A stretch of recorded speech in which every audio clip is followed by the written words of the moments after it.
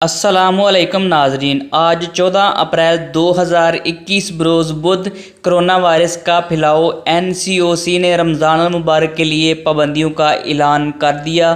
National command and operation centre NCOC نے رمضان المبارک کے تناظر میں کرونا وائرس کے متعلق پابندیوں کا نوٹیفیکیشن جاری کر دیا، جس کے تحت صوبوں کو کرونا کیسز کی مد نظر رکھتے ہوئے سخت اقدامات کی ہدایت کی گئی۔ NCOC کی جانب سے جاری کردہ اعلامیے میں کہا گیا کہ وزیر منصوبہ بندی اسد عمر کی زیر صدارت NCOC کا اجلاس ہوا، جس میں رمضان المبارک میں کرونا وائرس سے متعلق پابندیوں پر تبادلہ خیال کیا گیا۔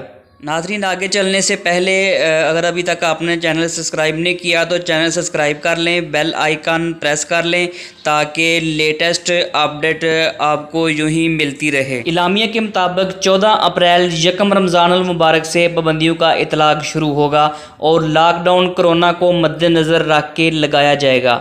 NCOC کے اعلامیہ کے مطابق ملک بھر میں تراویح کا اہتمام ہوادار جگہ پر کیا جائے گا اور متعلقہ ضلع انتظامیہ مسجد انتظامیہ کے تعاون سے SOPs پر عمل درآمد کو یقینی بنایا جائے گا۔ اعلامیہ کے مطابق ملک بھر میں سماجی، سیاسی، کھیلوں اور سمیت ہر قسم کی انڈور اور آؤٹ ڈور تقریبات جو ہیں اس پہ پابندی ہوگی۔ علاوہ اس کے سینما گھر اور مزارات بھی بند رہیں گے۔ اور اس اعلان میں یہ بھی کہا گیا کہ بازار صبح سحری سے شام 6 بجے تک کھلے رہیں گے۔